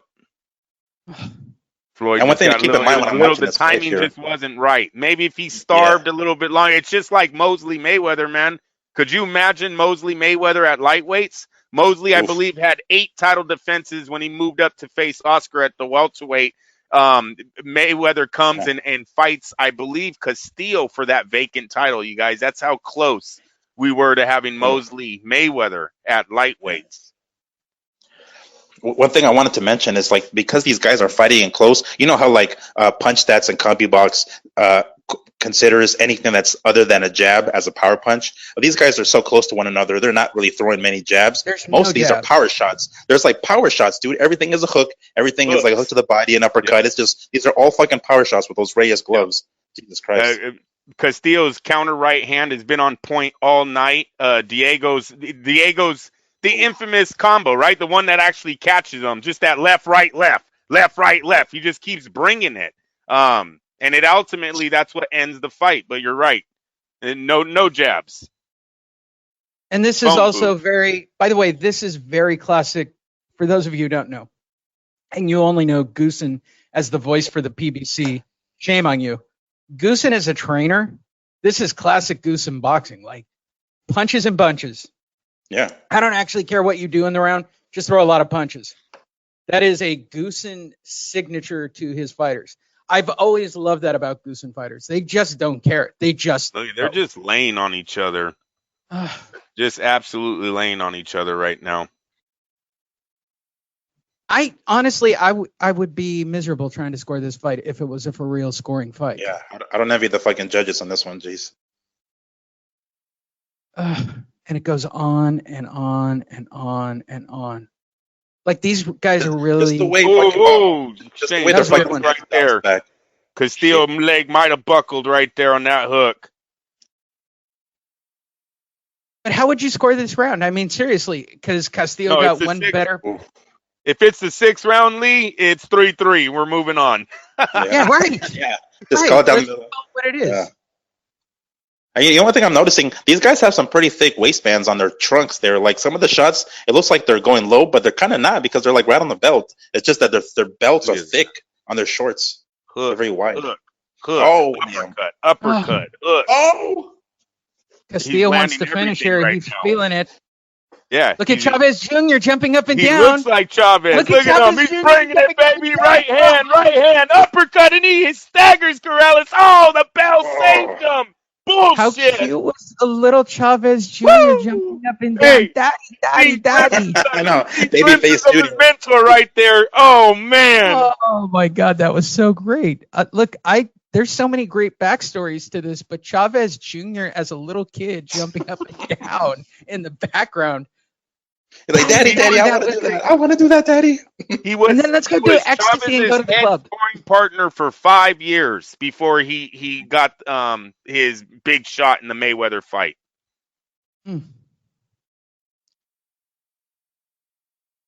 I still think that in this replay, the highlight, I almost want to get the Wonka Strader out, is going to be, it's going to be Chavez Jr. jumping up and down. No time for rest. No time. Just keeps coming. Throw it. Oh, he slid in between those punches. Oh. Yeah, that left stuck him hard. The left uppercut was the big one. Yeah, it's the left uppercut. Should damn it lifted him off the ground. Jeez. Yeah. And by the way, Corrales responds, which is even crazier, right? Like, there's nobody, like, one guy gives a good round, the next guy turns around the next round, and he comes right back. Like, they're not joking around. I can't ever figure out what the bad blood was between the two of them. Like, I know that there was, and they both talked about. I thought it came in afterwards. No, I thought it came afterwards. Like, I thought the what was it, the rematch with Castillo not making weight. Like, apparently, Diego took that shit personally. It's like, that's unprofessional, yada yada yada, and he went off on Castillo. But I could have sworn it was because of the second fight. I'm not sure if anything This first is pure magic on styles, you guys. Both of these guys are power punchers. Like Miguel said earlier, he was losing the Freitas fight before he stops him. So he's always been a power puncher. You got to remember what Floyd did to Diego, right? Technically was not on the same level as Floyd when he fought him. And then Castillo, we know he fights like Chavez Sr. He he is a poor man's Chavez Sr. at this moment in his career. He fights like him, but he's really not him. But he's doing a tremendous job of trying to duplicate what he's seen while he was fighting and sparring Chavez Sr. in his career. And that this is the product of just that right there. And sometimes these matchmakers, look, sometimes they got it right, and sometimes this is why they avoid fighters, you guys. They don't want their guy in this fight because they know he's not going to get paid a lot, and you might end his career. So you got that side of boxing, too. The risk reward is just not there for them. Yep. In reading there's an actual Wikipedia page for this fight, if you can believe that. But reading into it, these guys knew that it was going to be somewhere in this range of a fight, and they were prepared mentally for this kind of fight, which is shocking because while both of them have had really big signature fights where they did things that were close to this, nowhere in the history of boxing, I can't even think of another fight that looks even remotely like this fight, where two people. Oh, you better stop that. You look no farther than Chavez Sr. Rosario. Wait, hold on. Stop. Two top 10 I just champions, said it. Chavez right? Sr. Rosario. Edwin Rosario, bro. Edwin Rosario is the hardest hitting lightweight. Okay, we're up to two. Wait, Andrew, we're up to 2 fights in the history of boxing. I mean, we can keep going. I guess you could say Foreman, Ali, I guess. But I don't even think it was this much of a beatdown because it was much shorter. Castillo's hurt again off the left hook. Oh, that hurt him big. Yeah, you were right. He caught him leaping Morales in, came too. back. He staggered him hard in that with that hook. Pop that little eyeball again for him. Yeah. He's By the way, again. Every PBC fighter would have stopped the fight. Came back to the corner. Chavez Jr. Chavez Jr. I got to cut. I got to stop the fight. It's like he's hitting me too hard. I got to stop. Hey, you got to give it to this Chavez guy's got a Jr. shut eye already. He used to take his ass whooping like a man, though. Yeah, I will give that to Chavez. Yeah. Well, that's what I've said, and I've said this before. You know, one of the things, the 2 things he got from his pops is his last name and the ability to take an ass whooping. Although the second one has been starting to wean off a little bit. Is he isn't able to take the ass whoopings like he used to? But I mean, yeah, he used to take his ass whoopings like a man. He lunged in there. That was totally Castillo's fucking bad for trying to lunge in like that. Yeah. Yep. Brutal. It's brutal. And we're not even to the circus round. And for you kids who are watching this for the first time going, what are you talking about? Ooh, just get ready. Corrales is bringing it hard. Oh, and then he gets hit with the right hand, though. Oh, yeah. That's crazy. He by Castillo. Comes in. He takes advantage. He's like, let me not let Castillo fucking, recover from that last round. And then he gets stuck with a shot and he's like, oh shit. Okay, let me go back to the plan. What a series of exchanges. Another right hand. And that one might have hurt Corrales. We're at 231. No, watch Corrales come right back. He's still up. He's still going. And he brings it right back. Ooh, and then he comes back to the right. Dude, and then Castillo goes at his body again. Very hard to call this fight, you guys. You just got to watch it because all we're going to say is they're hitting each other. Oh, what a hook. God. Corrales fucking cleaned his clock right there with the hook. Castillo hasn't thrown a punch there. That's his first punch back.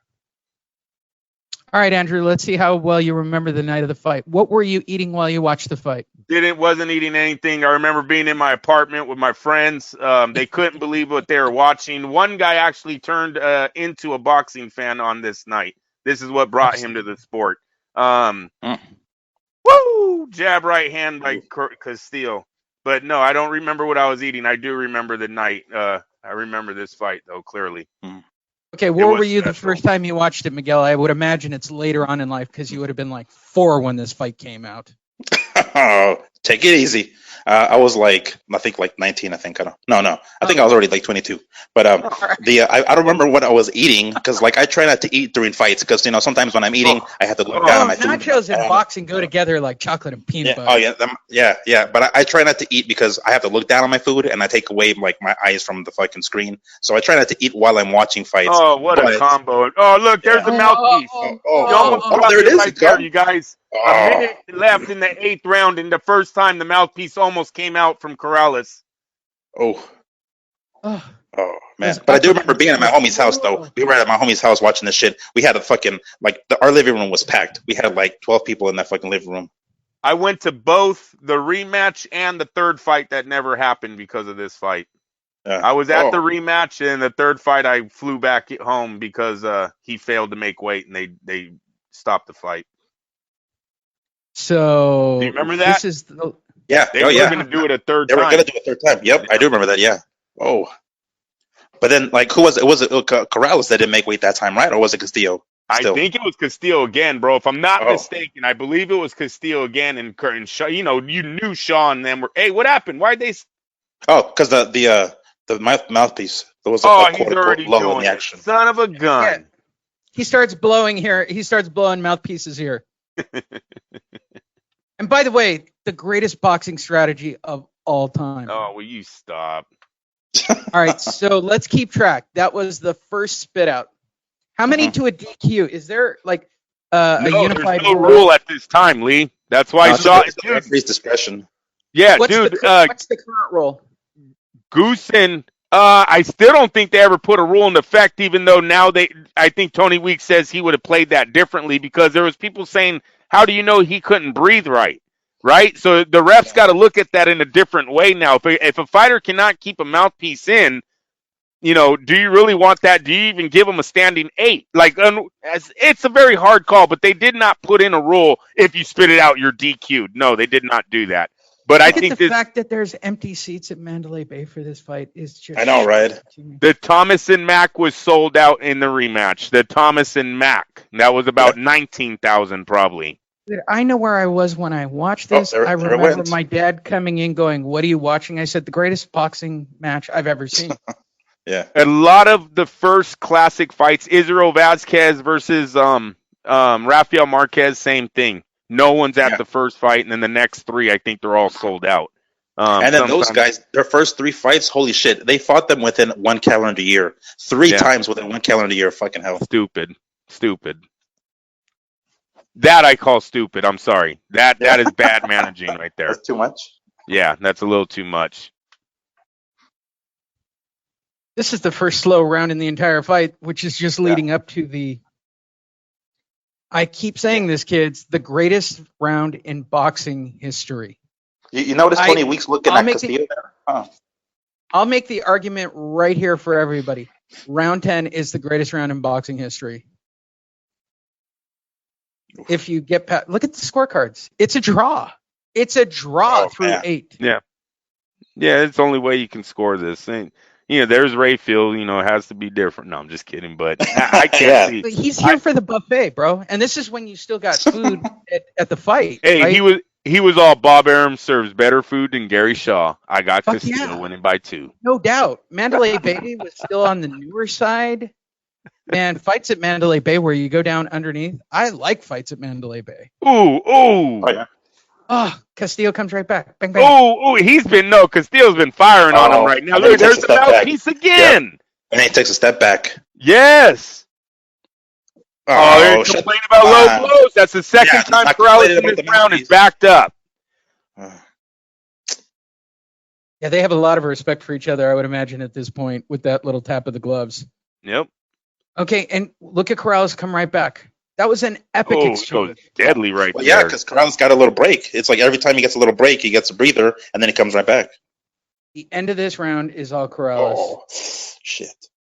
He got his 2-minute break, and now he's just coming right back. And now Castillo's just fighting him off of him.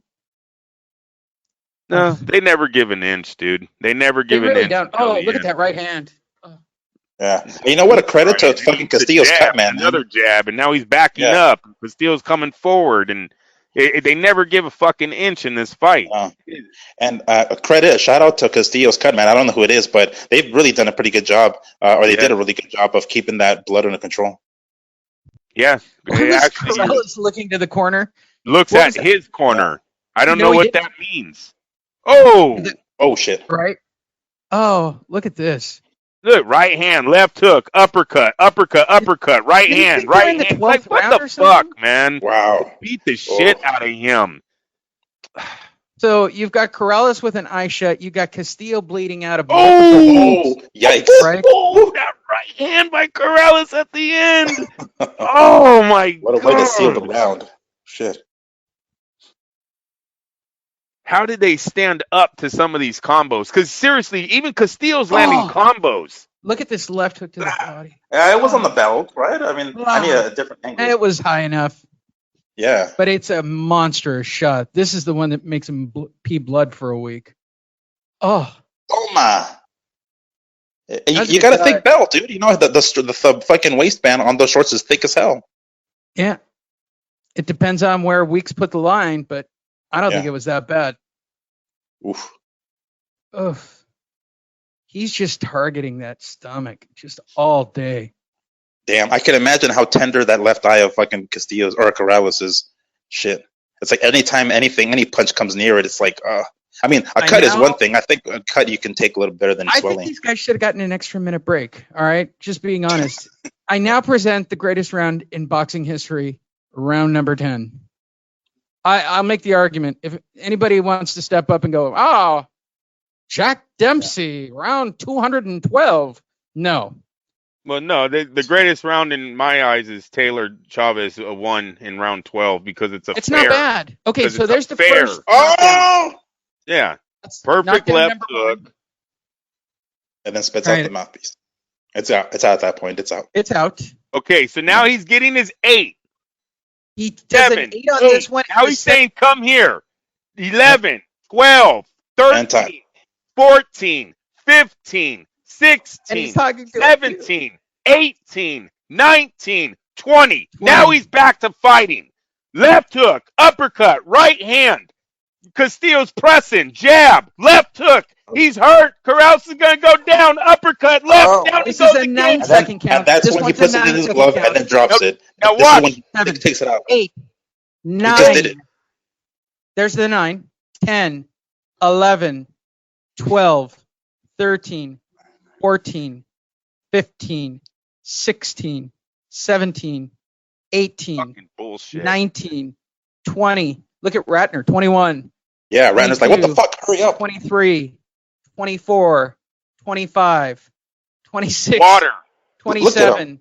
And then instructions from Goosen. And here it comes, the perfect punch, even according to Castillo. A perfect punch in this fight.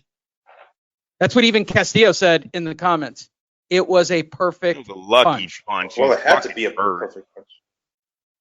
Oh, Jesus Christ, this fight is savage. This fight is over, people. Yeah. Here it comes. Oh. Oh. Oh. He had a drink of water in 60 fucking seconds. Fuck you guys, man, to say that. Did you see? And now Castillo's hurt. Castillo is legitimately hurt. Oh. Left hook. Damn. Left hook killed him. He's on the rope. Left, right. Left, right. Oh, the classic combo. Ay. Ugh. And then he spits out the mouthpiece one more time. 30 seconds. That's the deal. He spits out the mouthpiece one more time. 30 seconds and a drink of water is what he needed to produce that comeback.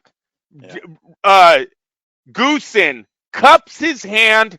He puts a full thing of water in his hand. When he puts that mouthpiece back in, he puts a shot of water with it. It's fucking bullshit. Andrew, don't call it a comeback. It's not. It was a robbery. It's not the greatest round in boxing. It's the greatest robbery. That what Joe Goosen did there is one of the greatest tricks a trainer has ever done. Do you know what a shot of water can do to a desperate man? Oh, yeah. Oh. Go back. Rewind it, Lee. Rewind. Let's watch Goosen at his magic. Because Goosen admits he told Diego to go down and spit the mouthpiece out. He admitted that. But now watch how desperate as fuck. He's not holding that mouthpiece with 2 fingers. He has it in a fucking cup. Yeah. Why aren't you enlarging for me? There we go. This is round 9, bro. I know. Oh. I'm with you.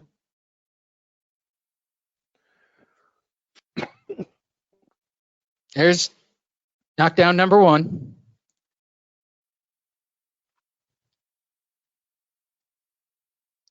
And he's going to take a full I think it's the second knockdown is the one where he actually grabs it with his glove and just like drops it.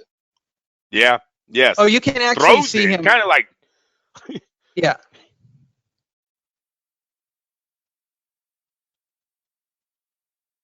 Here we go.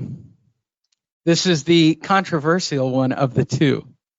So let's see where the mouthpiece goes, much like a Zapruder film. Okay, he's out. Yeah. He pulls it out. There it is. Left hand pulled it out. He literally reached up and pulled out the mouthpiece.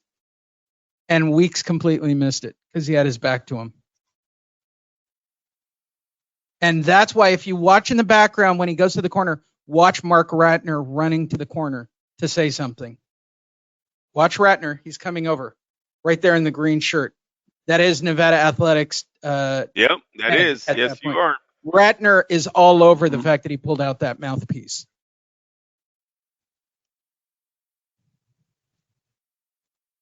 Ratner knows he's already too late. Mm-hmm. He's like, fuck. Ratner caught it. But you can see him clearly with the left hand take that mouthpiece out. Oh. And then with a full minute of break, a drink of water, time to go to work. I don't think this could have gone on much longer. Somebody was going to go down. Wait, where's Chavez Jr.? I'm missing out on Chavez Jr. being excited. He's blue sweater. Look at the blue sweater. As everybody's standing up, I think it's Winky Wright is standing in front of him. That's even better. There he is. Is that not his fighter? Was he a Castillo guy? Oh, yeah. Oh, okay. Chavez Sr. with a beer in his hand.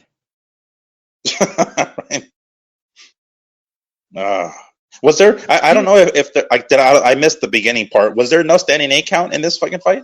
Like, was it just no standing 8 counts or something? Because like that's the first thing that came to mind. I was like, what the hell? How come he didn't give him a standing 8 count? But I don't know if there was in this particular fight. First of all, the fight was in.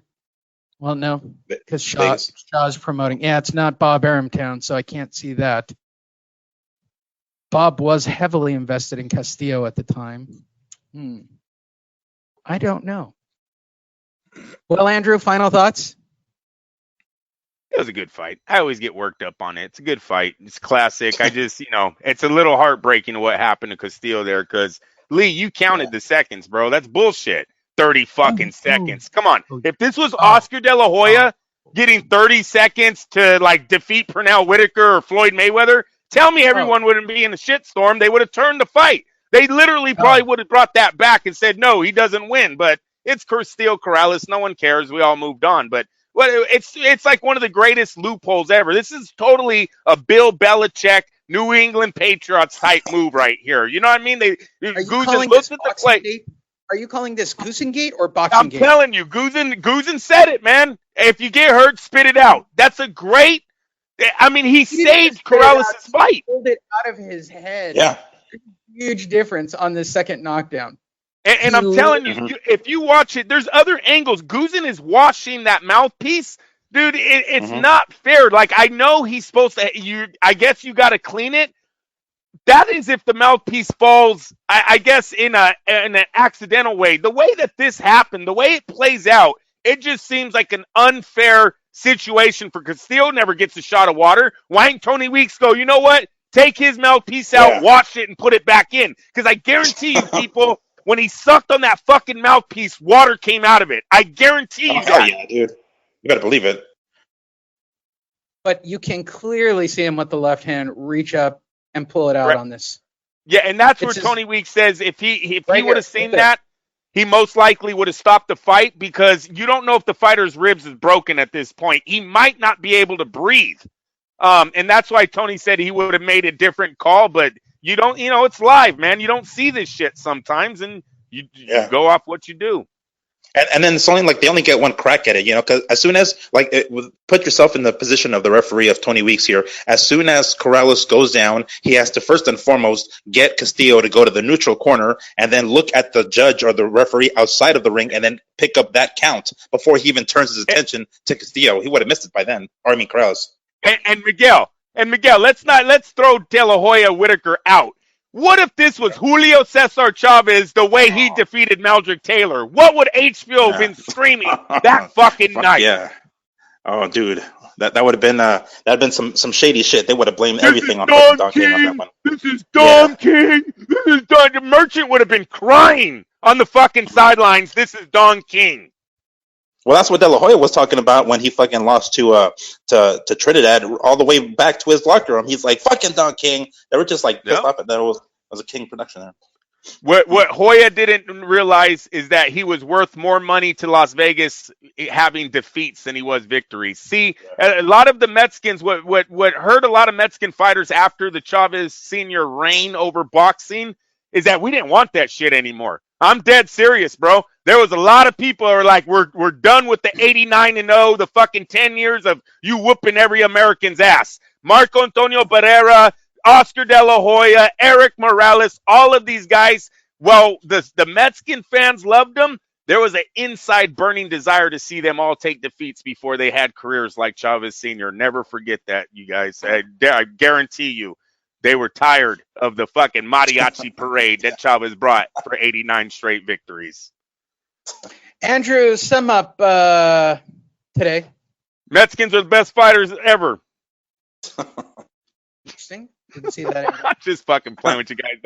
I don't need the hate mail. Miguel Aragon. Yes. Sum up today. Yeah, no, it's cool. Okay. No, I don't give a shit. Yeah, you do. I'll take and it. You'll deal with it on Monday. Miguel Barragan. Yes. Sum up today. Yeah. You mean this fight? You mean right? Yeah, well, we covered a lot. Oh yeah, we did cover a lot. Hey, you know what? We covered a lot of shit. You know, considering there's like so few or so little, news out there, it's like we're pretty much grasping at straws and trying to bring something entertaining to the people while they're chilling at home. But hey, we did a pretty solid job. Shit. Watch the fight over. It's a great fight. Yeah, definitely. Go to Fight Net Radio if you're listening to the podcast. I will dub it up with good video so you guys can watch the fight with our commentary. And you know what? Side note, real quick before I forget, like I found one on YouTube, another like recording or upload of this video, and it actually shows the rules at the beginning, and there is in fact no standing 8 count. So yeah, I guess Tony Weeks had no choice there. There you go. Yeah, no doubt. No doubt. And bro, he was done. When his head looked at the lights, we all knew that he wasn't going to go anywhere. It looked like Yori Boy, speaking of Yori Boy Compass, it looked like when he was getting his head taken off by Trinidad, dude. He didn't go down, but he was up against the ropes with his hands down, with his head bobbing back and forth like a fucking bobblehead. Yep. Next time, let's get back to a controversial decision that we have to score and actually fix. All right. For the sport of boxing. All right. Well, since I want to do the coronavirus is over live from Oceanside, California episode this week, with live video of people not socially distancing right over my shoulder. All right. I'll be wearing a face mask through the whole episode. I got to buy one, but I'm gonna get one of those clear shields to do the episode outside. Andrew. You may pick the controversy. Have we let Miggs pick a fight yet? I think yes. Yeah, and I want to go with the one that you went with last week that we didn't do. I want to go with the greatest, the GOAT of all time. And that's Castillo Mayweather won. Yeah. Yes. Because that is really big in the shoulder roll versus the Chavez Jr. Chavez Sr. style. Excuse me. This was a big fight for Floyd Mayweather, and it kind of didn't go his way. Yeah, I'm really like anxious to talk about that one. That one's going to be good. Okay, so Castillo Mayweather, we will do that this week for you guys. Tune in next week. Hopefully, if we're lucky, Porter, Thurman, Pacquiao, I don't know. Adrian Broner is apparently out of money, so he can't get into trouble. Chavez we need Jr. an arrest. living in LA. Well, you know what? I'm amazed he stayed out of trouble this long. We haven't had a douchebag nominee this week, so that sucks. All you guys are on good behavior. It would still be Chavez Jr. Come on, it would be. They're all stuck at home. They can't leave the house. I mean, what else can they do? Hey, they've been giving us great ones. I still got to say, Zab Judah's Crips video, never seen that coming. Like, seriously, Zab Judah has a total gang-banging fucking jacket in his closet. I never knew that about Zab Judah. I don't know. The gold teeth the fact that he's kind of got grills in his face permanently, kind of a dead giveaway in my universe. But he's a Crip. Instead of a blood, I don't know what side his entourage has never shown that. Lee, we were at Judah Mayweather. Yeah, they brought a gun to the fight. Okay, I'll give them that. They brought a gun to the fight. They tried to walk out to the ring with the gun, but there was no blue rag attached. I never seen any blue rags in his corner. Just say that was a shock. Yeah, he's a Crip. Andrew, how many times have you seen a gun, let alone multiple guns? Hey, Miguel, they actually had to postpone the walk-in. They're like, excuse me, no guns, you guys? Someone take that. Look, to me, common sense, right? Like when I go to the airport and I see like a display of stuff people have tried to bring to the airport that they turn into those display cabinets. Swords, by the way, there's like one in Seattle. There's a couple of airports I've been to where they have these giant display cases of shit people have actually brought to the airport. And I look at it going, really? And really? Actually, that was one of Richard Steele. I believe Steele is the one calling that fight, correct? Mayweather and Zab? No, I don't think so. I forget who the ref is, but he blew that fight. Mayweather gets dropped in that fight. They don't call it a knockdown. Oh, this is the one where he walked out. Was it Bayless? Was it Bayless, maybe? It might have been Bayless, but this is the the walkover. And then his uncle Roger jumps in the ring, and they don't disqualify him. What the fuck? But when Barrera jumped in the ring for Junior Jones hitting him after the bell, they disqualified Barrera. Goes back to that not wanting those Mexicans to have that undefeated record, but whatever. But isn't the Mayweather fight the infamous protect yourself at all time knockout? Oh, with Ortiz? Ortiz. Yeah. Right. Yeah. And you know what? By the way, I still think that fucking Joe Cortez fucked that one up. That was George Cortez's. Like, I mean, granted, it was all Ortiz's fault. He didn't have to fucking headbutt. He didn't have to do all that shit and the repeated hugging. But let's be real. The fucking Joe Cortez lost control of that fight. And by the time he gained control, fucking Ortiz was already on the ground, struggling to get up. And he's like, 1, 2, 3. And then started fucking counting. Ortiz needed to just stick to the bad boy shit and go in there and try to fuck Mayweather up. He goes bad boy and then tries to go good boy in the middle of the round. It's like, no, you already fucking committed to roughing him up. Don't start hugging now. And bro, what was it, like 4 or 5 hugs? No, I mean, like, here's the thing. Like, it was all Ortiz's 100%. Like, I'm not going to take the blame off of Ortiz because that motherfucker tried to hug it 4 times. But I'm telling you, Cortez lost control of that fight. Like, all this damn hugging, he needed to keep the fighters separate until he says time in. He turns to the referee, they're hugging, he says time in, and Ortiz is like, huh? And then fucking Floyd is like, oh shit, fuck yeah, I'm going to take advantage of this shit. And then whoops his ass. At that point, he's already on the ground, hurt. With Joe Cortez is like, well, I don't know what else to do. 2, 3, 4, is just counting. At that point, it's too late. He's already lost control of the fight. Yep. There you go. Tune in this week. We will have Castillo versus Mayweather this week for you. I will bring you a live update as we watch people in real time get the coronavirus on the other side beach. Live. For those of you in Florida, go lick your fucking posts and get it over with. The fact that and same in Atlanta, like if you guys are crazy enough to, and the people in Newport Beach, by the way, I know it's happening right now as we speak, where people are like flocking to beaches and not distancing. You guys are fucking idiots, okay? You just are. Like, I don't know why you think you're bulletproof or you think it's 5G or you're Terrence Crawford, whatever, all right, or Amir Khan, whatever your gig is. Don't fucking bring it to my house. And that's the problem, all right? That's the problem. My message to all of you, please be smart. Don't inject bleach. Don't drink Lysol. Don't listen to Terrence Crawford or Amir Khan. I wouldn't even listen to the president at this point, which is a really scary statement. Well, I mean, that's kind of a smart idea right now. Jesus Christ. Fucking world's going to hell. But Fight Net Radio will be there to entertain you through the entire pandemic. Because if you think it's over, yay, this week, when we have a spike in cases because nobody listened, just remember where you heard it here first. Fight Net Radio. We'll talk to you guys on Wednesday with a watch along and possibly Fight Net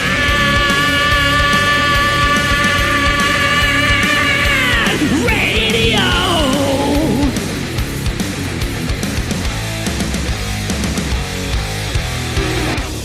Fight FightNetRadio.com with Andrew and Lee, talking boxing, combat, sports, comedy, football, and everything kick-ass. All on FightNetRadio.com. Fight Night!